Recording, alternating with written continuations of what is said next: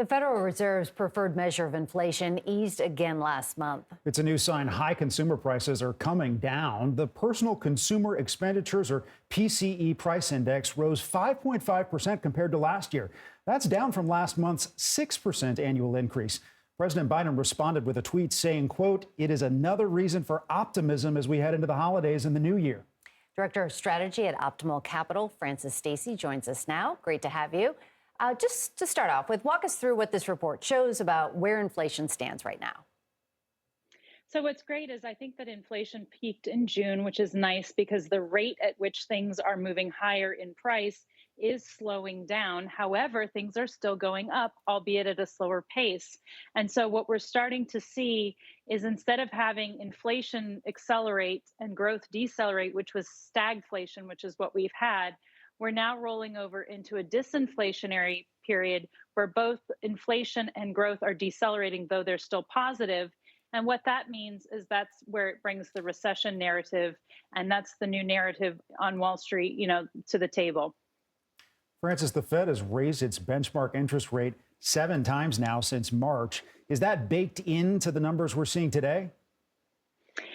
I do think that it's baked in, but the thing about interest, anything the Fed does has a lag effect because it has to work its way through the system. So I don't think we've actually seen the full consequences of the dramatic, up in interest rates because, they raise them 75 basis points per meeting.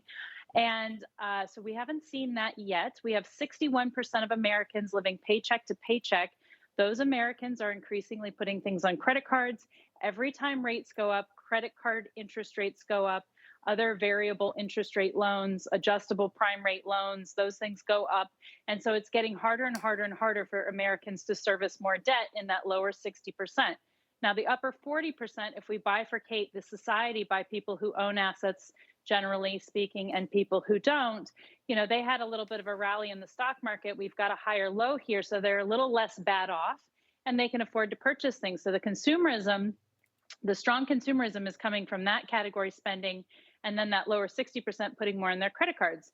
Where the risk is increasing is that if those people can't cover that debt, then we're looking to have a credit event next year. And that's what Powell's trying to avoid with the quote unquote soft landing. So far we're there, remains to be seen. Francis, with the easing of high prices President Biden is celebrating, how much credit should the president get for all of this right now? Well, that's tough because fiscal and monetary policy are intertwined. I mean, the Fed has been the leader in tightening this. And what's happened is what today's news really says is Biden says, okay, this is good news because the prices are going up at a slower pace and wages are going up. So, on the surface, that looks like people are going to be able to buy more and afford more. Underneath what that looks like is that the Fed can be tighter. Wages are a big component of inflation for companies. And so if the wages spiral to the upside, then the Fed's going to get even tighter and tighter and tighter. Also, the fiscal package that's coming through is putting money into the system. And the Fed's been trying to remove money from the system to create tighter financial conditions. And so that is also going to incentivize the Fed to be tighter and tighter and tighter. And so ultimately, when these things work its way through the system, it's a silver lining for right now. It has some unintended consequences coming down the road. Okay, Francis Stacy breaking it down for us. Francis, thank you. Thank you, guys.